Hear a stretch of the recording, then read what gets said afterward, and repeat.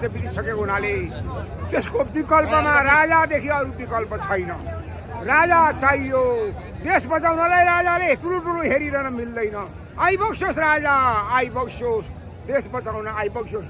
म 82 वर्षको ध्रुवराज पाण्डे, कालु पाण्डेको सन्तान।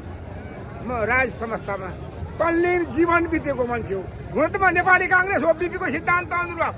त्यस कारणले बीपीको सिद्धान्त अनुरूप नभएको हुनाले नेपाली काङ्ग्रेसलाई पनि छोड्दिएँ। म निष्क्रिय छु। म केवल राजा मात्रै हो, राजा मात्र।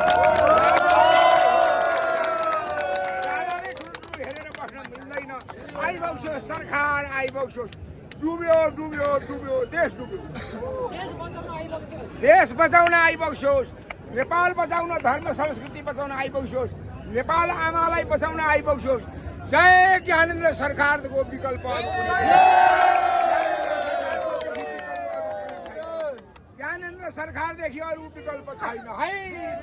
जय पशुपतिनाथले, भगवान पशुपतिनाथ भोलेनाथले जसरी त्रिपुरासुर नाश गर्नलाई वरदान पाइबसेको थियो, त्यसै गरी राजा ज्ञानेन्द्रलाई पनि यो त्रिपुरासुर, त्यो चाहिने दानवहरू, यी चाहिने देश लुटाहरूलाई भस्म गर्न, त्यसलाई हटाउनलाई र राज्य चलाउनलाई संवैधानिक राजा ज्ञानेन्द्र चाहिन्छ।